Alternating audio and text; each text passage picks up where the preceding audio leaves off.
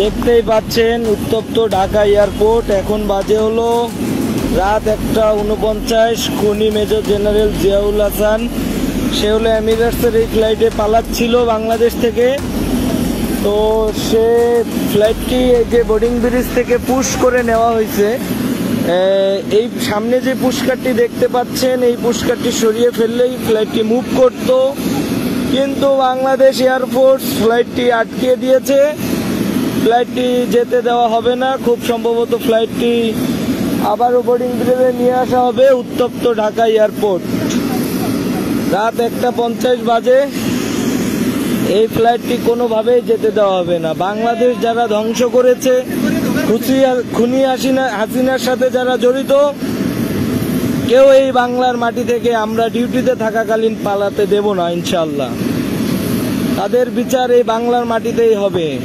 সামান্য কিছু টাকার জন্য দেশনেত্রী বেগম খালেদা জিয়াকে জেলে নিয়ে তারা আজকে আমাদের নেত্রী মৃত্যুর শয্যায় পাঞ্জা লড়ছে। খুনি হাসিনা গিয়েছে যেভাবেই হোক, কিন্তু তাদের সাথে যারা ছিল কেউ যেতে পারবে না কোনোভাবেই। দয়া করে সবাই ভিডিওটি বেশি বেশি শেয়ার করে বাংলার মানুষকে দেখার সুযোগ করে দিন। ফ্লাইটটি আসলে যাবে কি যাবে না এটার চূড়ান্ত সিদ্ধান্ত চলছে। তো দেখা যাক বাংলাদেশ এয়ারফোর্স কি সিদ্ধান্ত নেয়। ইতিমধ্যে আমাদের ভিডিও ধারণ করাটা নিষেধ, যার জন্য সরাসরি লাইভে এসেছি। এটা আসলে খুবই একটা রিস্কের ব্যাপার, কারণ আপনারা অনেকেই জানেন না হয়তোবা, বাংলাদেশ এয়ারফোর্স ঢাকা এয়ারপোর্ট নিয়ন্ত্রণ করে। প্রশাসনিক দায়িত্ব সমস্ত তাদের হাতে।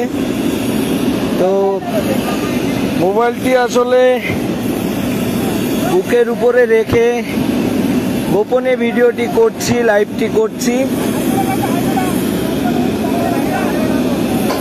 মনে হচ্ছে যে ফ্লাইটটি ছেড়ে দেওয়া হচ্ছে কোনো এক বড় ইন্ধনে, এবং এই ফ্লাইটটিতে তার সাথে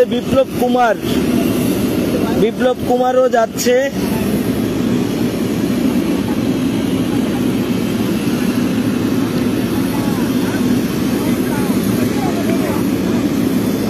বিপ্লব কুমারও বের হয়ে যাচ্ছে। আসলে এটা আমাদের ক্ষমতার বাইরে। যদি ক্ষমতা থাকতো অবশ্যই তাকে টেনে এসে বিমান থেকে নামানোর ব্যবস্থা করা হতো।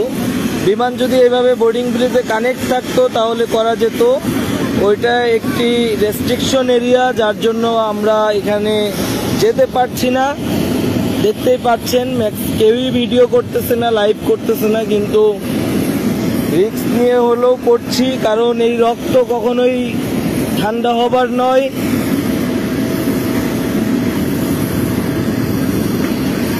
বিপ্লব কুমারও আছে এই ফ্লাইটে। বাংলাদেশ এয়ারফোর্স অপেক্ষা করছে। দেখছেন যে বাংলাদেশ এয়ারফোর্সের 4-5 জনের সদস্য তারা এয়ারক্রাফটের সামনে দাঁড়িয়ে থেকে সিদ্ধান্ত নিচ্ছে, এবং ওয়্যারলেসে এয়ারপোর্টের ভিতরে ঊর্ধ্বতন কর্মকর্তাদের সাথে একটি ফাইনাল সিদ্ধান্তে যাচ্ছে যে তারা আসলে কি করবে।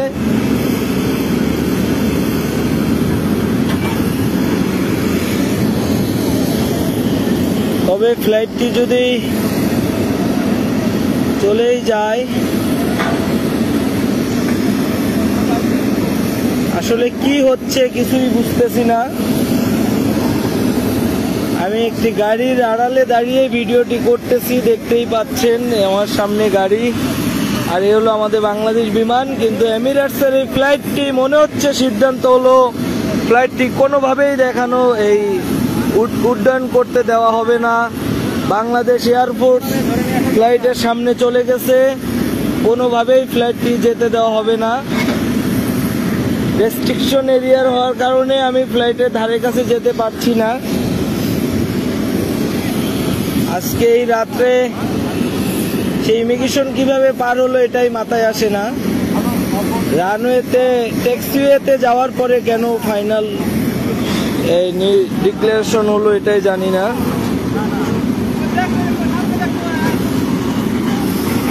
লাইভটি সবাইকে বেশি বেশি শেয়ার করার জন্য বিনীত অনুরোধ করব। বাংলার জনগণ, সাধারণ স্টুডেন্টদের যে পরিশ্রম, এই পরিশ্রম কোনোভাবেই বৃথা যেতে দেওয়া যাবে না। এখনো সিদ্ধান্ত চূড়ান্ত হয় নাই, আশা করি বাংলার জনগণ এই ফ্লাইটটিকে আটকিয়ে দিবে, কোনোভাবে যেতে দিবে না। দেখা যাক কি হয়।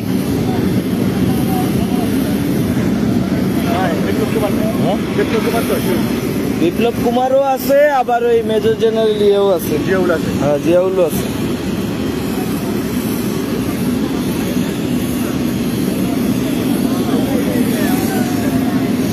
এখন মোটামুটি ভিডিও করা শুরু হয়েছে সবারই।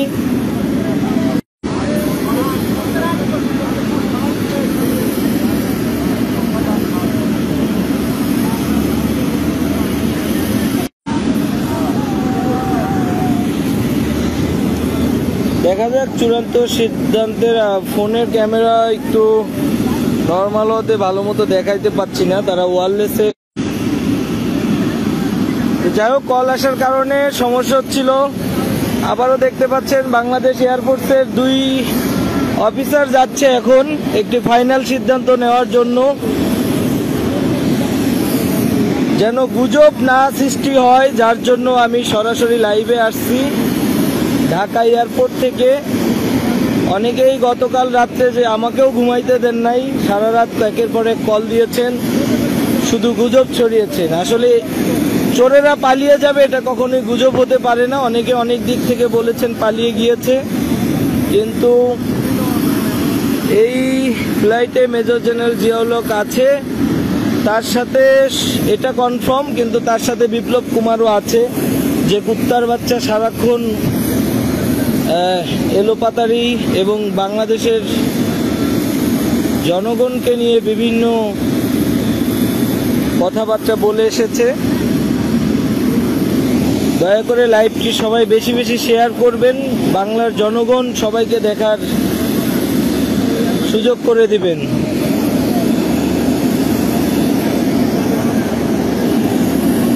সম্ভবত যেহেতু ফ্লাইটটি ট্যাক্সিওয়েতে চলে গিয়েছে, সো এই ফ্লাইটটি যেহেতু একটি ফরেন ফ্লাইট, এটাকে ফিরিয়ে আবার পার্কিং এরিয়াতে নিয়ে আসাটা কিছু নিয়মবিধি হয়তো বা আছে, যার জন্য বাংলাদেশ এয়ারফোর্স তাদের ঊর্ধ্বতন কর্মকর্তাদের সাথে যোগাযোগের চেষ্টা করছেন যে আসলে তারা কি করবেন। তবে বাংলাদেশের বর্তমান সার্বিক পরিস্থিতি অনুযায়ী মনে হয় না ফ্লাইটটি উঠতে দেওয়া হবে। তবে পুশকাট অপারেটর গাড়িতে উঠে পড়েছে, সম্ভবত ফ্লাইটটি চলেই যাবে, যেহেতু এয়ারফোর্সের লোকজন চলে আসতেছে। আসলে কি বলবো, এখন বলার কিছু নাই, সবকিছু ক্ষমতার বাইরে। ক্ষমতায় থাকলে অবশ্যই, এখানে দেখতে পাচ্ছেন জনগণ, আমাদের এয়ারপোর্টের স্টাফরা এখানে স্ট্যান্ড বাই, তারা যেভাবে হোক ফ্লাইটের সামনে যে ফ্লাইটটি আটকিয়ে দিত, কিন্তু সবারই চাকরি করে কাজ করে খেতে হবে, যার জন্য কেউ এই রিস্কে যেতে চাচ্ছে না।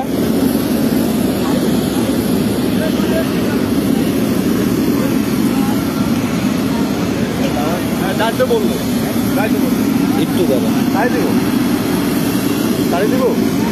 মনে হইতেছে, একটু দাঁড়ান দেখি কি হয়। মনে হয় না দিব। এটাতে মেজর জেনারেল জিয়াউল হক পালাচ্ছে। আসলে বারবার সিদ্ধান্তহীনতায় ভুগছে বাংলাদেশ এয়ারফোর্স, আবারও গিয়েছে বিমানটির কাছে, দেখা যাক কি বলে।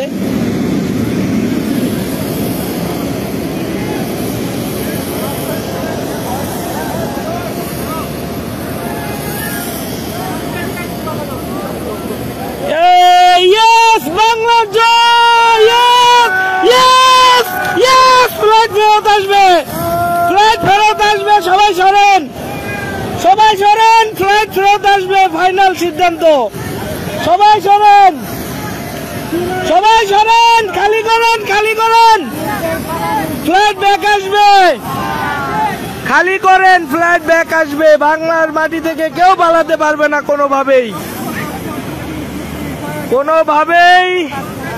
কোনোভাবেই সম্ভব না। বাংলাদেশ এয়ারপোর্ট সবাইকে সরিয়ে দিচ্ছে। তো যাই হোক, চাকরির যেহেতু এখানে কর্মস্থল, আমরা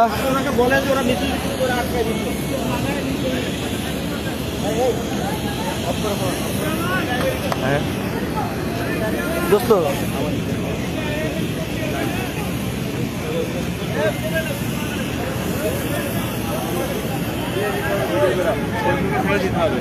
যাই হোক, আপনাদেরকে রেস্ট্রিকশন থাকে আপাতত।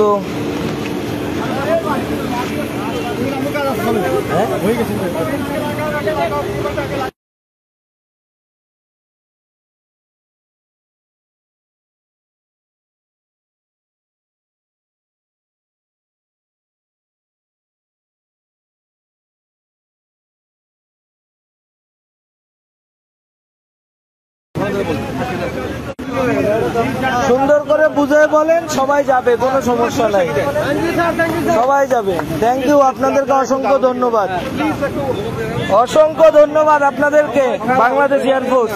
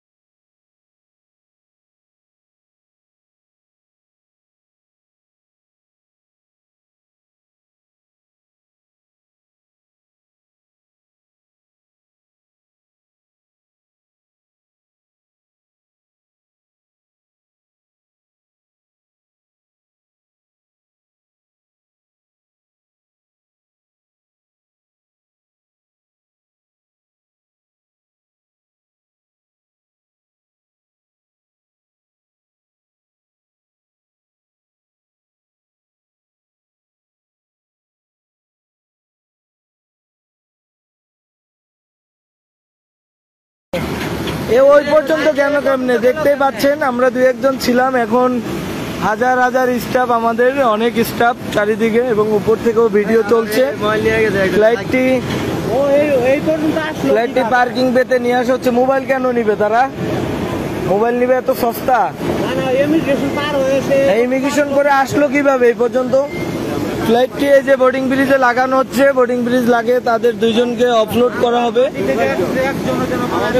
কোনোভাবেই পালাবে না, আমরা যেহেতু ডিউটিতে আছি, পালানোর সুযোগ নাই। শুধুমাত্র ফরেন ফ্লাইট হওয়াতে আমরা নিজেরা কোনো পদক্ষেপ নিতে পারলাম না, যেহেতু বাইরের কান্ট্রির সাথে আমাদের সম্পর্ক নষ্ট হোক, আমাদের দেশে দুর্নাম হোক, সেটা আমরা কখনোই চাই না। যাই হোক, বাংলাদেশ এয়ারফোর্সকে অসংখ্য ধন্যবাদ, তারা ফ্লাইটটি আবারও ব্যাক নিয়ে আসছে। বোর্ডিং ব্রিজে লাগানো হচ্ছে, কিছুক্ষণের মধ্যে বোর্ডিং ব্রিজে লাগাবে, তারপরে তাদেরকে নামানো হবে।